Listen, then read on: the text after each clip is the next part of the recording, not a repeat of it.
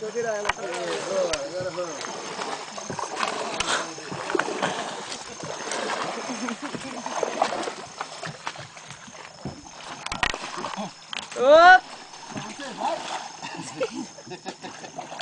Uai, não tem litro pra ali pra baixo, não? Não, mas tem que fazer. Tem um pau aí, Nilton. Você não sai do lugar, não. Aí, no Kleber, onde o Kleber tá, tem um pau, ó.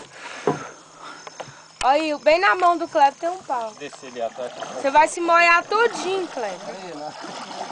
Não sai, não, Pega Nilton. a forquilha e fia ela nesse pau aí de baixo, que eu consigo direcionar pra mim.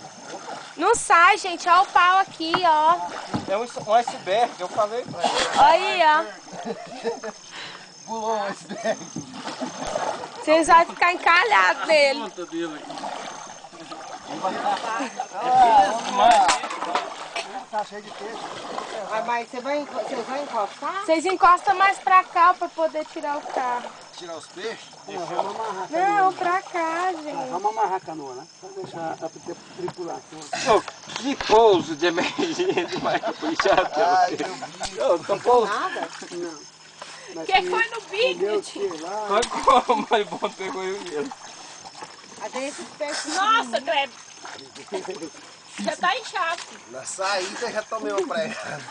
Compadre, Ainda bem que o direcionador ali não levou. Achei bom que quem foi culpado de destruir a caixa do meu irmão não tomou uma pregada. Uai, tem caixa